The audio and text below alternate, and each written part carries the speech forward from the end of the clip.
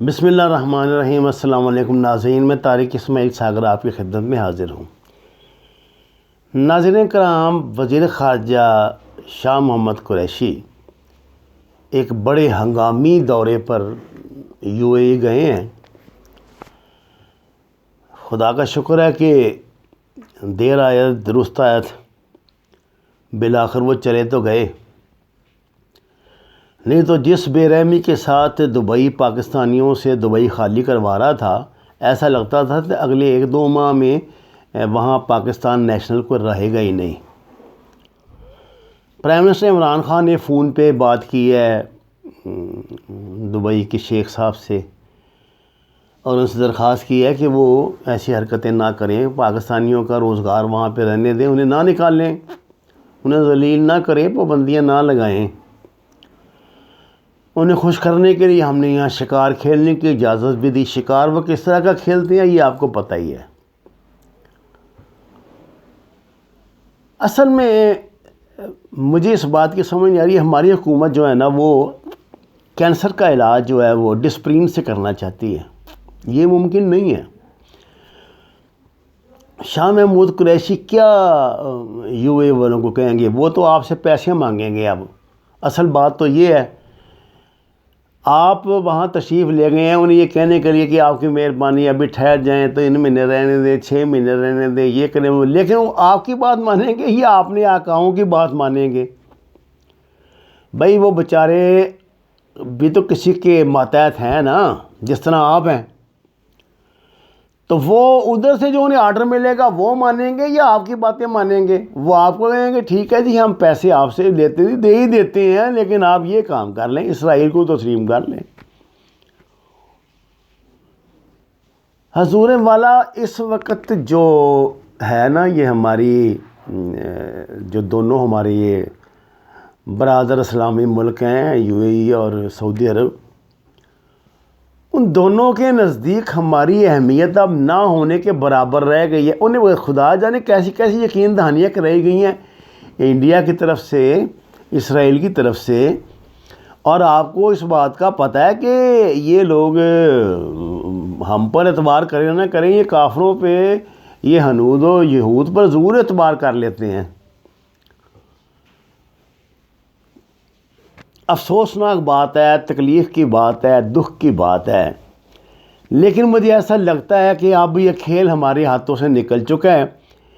یا تو پاکستان کی اس حوالے سے پالیسی جو ہے، خارجہ پالیسی، وہ شروع سے ہی ناکام رہی کہ ہم ایک دوسرے سے پیار محبت کے چکر میں رہے۔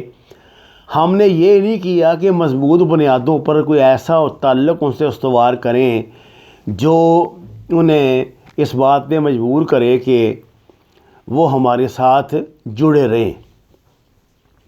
میں آپ کو چین کی مثال دیتا ہوں۔ چین نے پاکستان کے ساتھ اپنی دوستی، ٹھیک ہے ہمالیہ سے اونچی اور سمندروں سے گہری دوستی تھی، لیکن اس دوستی کو برقرار رکھنے کے لیے ہم نے اور چین نے مل کے یہ گوادر سی پورٹ جو ہے شروع کیا، مستقل بنیاد بند۔ یہ اگلے 100 سال تک ہم نہ چین کو چھوڑ سکتے ہیں، نہ چین ہمیں چھوڑ سکتا ہے۔ آپ نے دبئی اور سعودی عرب سے سوائے یہ کہ خدا واسطے تیل دے دو، خدا واسطے پیسے دے دو، خدا واسطے یہ کر دو، مانگنے تانگنے کے کیا ہے؟ ملکوں کے تعلقات جو ہیں وہ صرف مذہب کی بنیاد پہ نہیں چلا کرتے۔ اگر مذہب کی بنیاد پہ چلتے تو یہ دونوں حکومتیں ہوتی نہ، یہاں پہ عثمانی حکومت ہوتی۔ وہ جو علامہ اقبال نے کہا تھا نا کہ نیل کے ساحل سے لے کر تا بخا کے کاشغر، وہ علامہ اقبال کے دور کے مسلمان تھے، انہیں اس وقت امید تھی، اس وقت خلافت کے حوالے سے خاصی موومنٹ بھی چل رہی تھی، جو وہ دور تھا۔ یہ تو پتہ نہیں کس طرح کے مسلمان ہیں بھائی، ہماری تو سمجھ سے باہر ہے۔ اب انڈیا کے ساتھ ڈیفنس کے 3-4 انہوں نے معاہدے کر لیے ہیں خفیہ۔ ہم پر تو تبھی ظاہر ہوں گے جس دن ہمیں پتہ لگے گا کہ انڈین فوج جو جہاز بھر کر آ گئی ہیں جی، یہاں بھی اور ادھر بھی، جدہ میں بھی۔ ہمیں وہ لارا لگاتے رہیں گے، ان کو ہماری اوقات کا پتہ لگ گیا نا کہ یار ان کو بس دے دو $1 ارب دے دو، کبھی 500 ارب ڈالر 500 کروڑ ڈالر دے دو، تیل دے دو تھوڑا، وہ تھوڑی رعایت کر دو، خدا بھیک، یعنی بھیک۔ یار قومیں اپنی کوئی قوموں کی یار کوئی شناخت بنتی ہے، کوئی وقار ہوتا ہے قوموں کا۔ یہ پچھلی 2 تو 30 سال کی حکومتیں ہم پہ رہی ہیں، انہوں نے سوائے کرپشن کے اللہ کو میں نے جان دینی ہے کچھ نہیں کیا۔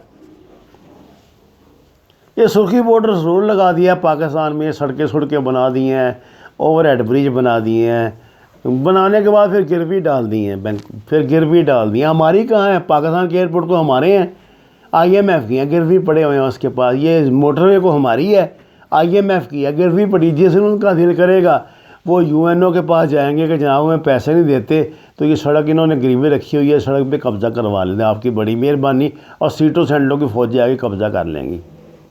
بظاہر یہ بات آپ کو بھی مذاق لگ رہی ہے جو میں کر رہا ہوں، لیکن آپ جانتے نہیں ہیں ان کے حربے، یہ کیسے ظالم لوگ ہیں۔ جب یہ اپنی کرنے پہ آئے تو ہر حد سے گزر جاتے ہیں، اور یہ انہوں نے کرنا ہے۔ اب ہم کیا کر رہے ہیں؟ ذرا نا آپ یہ صورتحال کا جائزہ لے لیں۔ گوادر کے بالکل سامنے عمان میں کھڑا ہوا ہے امریکن وہ جو ان کا ایئر کرافٹ کیریئر ہے، اس کے ساتھ اڈا ہے اسرائیل کا۔ دبئی میں اسرائیل موساد نے اپنے اڈے بنا رہی ہیں، راو اپنے اڈے بنا رہی ہے، کیونکہ ان کے دونوں دشمن جو ہیں وہ سامنے، ایران بھی سامنے ہے، ہم بھی سامنے ہیں۔ تو وہ ان حالات میں، جبکہ دبئی کو تو پہلے آپ کو پتہ نا بہت تکلیف ہے، ان چھوٹے چھوٹے جو یہ ممالک ہیں نا خلیج کے، انہوں نے ٹھنڈے پیٹوں، میں تو شروع سے بات کہہ رہا ہوں کہ گوادر کو انہوں نے کبھی ٹھنڈے پیٹوں برداشت نہیں کرنا جب تک آپ ان کو، یہ تو جب آپ نے شروع کیا تھا نا کام، اس وقت ان کو اس میں شامل کرتے، کوئی ان کو بکھرا دیتے، کوئی حصہ دیتے، اس چکر میں لے آتے تو لے آتے، ادھر آپ نے توجہ نہیں دی، یا انہوں نے اس قابل ہی نہیں سمجھا ہوگا، کیا بات ہوئی مجھے نہیں پتہ۔ اب جو بھائی آپ روس اور امریکہ کو اور انڈیا کو دعوت دے رہے ہیں کہ گوادر کا اس کا بنو، سی پورٹ کا، سی پیک کا حصہ بنو، اس وقت ان کو ساتھ ملا لیتے یار۔ اس وقت تو آپ کا جو ان لوگوں کا مقصد تھا وہ تو تھا عیاشی، کہ اپنی ناجائز دولت آپ نے دبئی میں رکھنی تھی، وہاں محل خریدنے تھے، وہاں انویسٹمنٹ اپنی کرنی تھی، اور ان کو ادھر عیاشی کرانی تھی پاکستان میں۔ اس وقت تو آپ کا مقاصد یہ تھے۔ اب کرائم پہ، اب جب یہ پے ٹائم ہے، یہ پے ٹائم ہے، جو کرائم آپ نے کیے تھے نا اب ان کو بھگتنا پڑے گا۔ اب اس کھیل میں داخل ہو گیا اسرائیل، یہ بڑی ہی خطرناک بات ہے۔ آپ اب اس کی تباہ کاری کا اندازہ نہیں کر سکتے۔ اور دوسری بات آپ کو بتا دوں میں، انڈیا اپنے آپ کو اسرائیل سے کم نہیں سمجھتا، اور عرب جو ہے نا وہ بیوقوف یہ سمجھ رہے ہیں کہ پتہ نہیں کتنی بڑی منڈی ہے، یہ بھوکوں کی منڈی ہے، یہ مانگنے والوں کی منڈی ہے، ننگے بھوکے لوگ ہیں، اس کو بھی انہوں نے منڈی بنا لی ہے۔ یہاں سے کیا لینا ہے آپ نے؟ غلام عورتیں اور مرد لے جائیں جتنے مرضی اپنے گھروں میں ملازم رکھنے کے لیے۔ اور کیا انڈیا آپ کو ہوائی جہاز بنا کے دے گا، توپے ٹینکیں بنا کے دے گا؟ سوال ہی نہیں پیدا ہوتا۔ وہ بیچارے کیا تمہاری حفاظت کریں گے؟ تو اپنی نہیں حفاظت کر سکتے۔ کل 2 ان کے اس میں وہ دھماکے ہو گئے ہیں ان کے اسلحہ خانوں میں، مقبوضہ کشمیر میں ہی۔ جب چاہیں گے سکھ ان کی ایسی تیسی کر کے رکھ دیں گے۔ ابھی وہ بیچارے مجبور ہیں، انہوں نے پچھلے جو تجربات کیے ہیں ان میں کسی نے ان کا ساتھ نہیں دیا، اب وہ بین الاقوامی رائے ہموار کر رہے ہیں۔ جب ہموار کر لیں گے تو پتہ لگ جائے گا انڈیا کو کس بھاؤ بکتی ہے۔ اب سب سے بڑا پریویلیج یہ ہے کہ یہاں چاہے عمران خان مانے یا نہ مانے، 50% سے زیادہ لوگ تو انڈین ہیں پاکستان میں ذہنی طور پہ۔ یہ دو جماعتوں نے 30 سالوں میں کیا ہے؟ انہوں نے پاکستانی قوم کو یہ بتایا کہ جناب ہمارا سالن اور گوشت ایک جیسا ہے، ہماری دال بھی ایک جیسی ہے، ہمارے کپڑے بھی، زبان بھی ایک جیسی ہے، تو بس یہ لکیر ہی ہے نا درمیان میں. اور یہ فوج جو ہے اس چکر میں سارا ہمارا بجٹ کھا جاتی ہے, یہ کر جاتی ہے, وہ کر جاتی ہے, جو جھوٹے افسانے سنائے ہوئے ہیں. تو اب وہ پے کرنے کا ٹائم ہے نا بھائی. وہ تو آپ نے اس وقت وقتی طور پہ دھندا چلا لیا. مجھے نہیں پتا کہ وہ اس وقت شاہ محمد قریشی وہاں سے کیا خوشخبریاں یہاں آ کر وہ ہو گیا, وہ کر دیا, ہمارے بھائی تھے, ہمارے بھائیوں نے بات مان لی ہے, ہمارے بھائی وہ میں انویسٹ کریں. ٹگا نہیں کرنا انہوں نے انویسٹ, انہوں نے واپس لینا سارا کچھ.